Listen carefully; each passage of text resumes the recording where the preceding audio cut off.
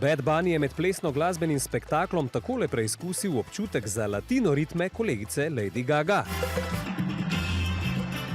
Na njegove reggaeton uspešnice so na stadionu Prešerno zaplesali številni zvezdniki, med njimi igralca Pedro Pascal in Jessica Alba ter reperka Cardi B. I'm proud of everything that he's been standing up for against ICE and everything, and it's just like I feel like everything is like aligned and something, and just show how like Hispanic, Latinos, whatever you want to call it, right? You know, everybody got different terms.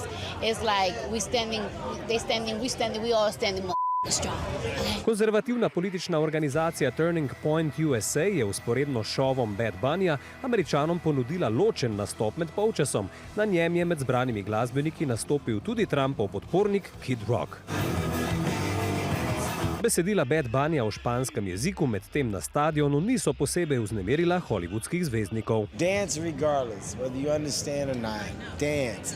It's a movement. He's a huge artist, huge success, huge following, deserves all the success that he has, deserves the stage. This is America, man. Don't let nobody, they goofing you right now. They goofing you, telling you that America is just for certain people. No, man, it's all of us. That's what makes us dope. Like when you let goofy people like run stuff, like, damn, you goofing it up now. America's amazing. So hold on to that. Go, Bad Bunny. Njegov šov sta spremljala tudi dirkač Formule 1 Lewis Hamilton in Kim Kardashian, ki sta z druženjem na VIP tribuni le še počgala govorice o njuni zvezi.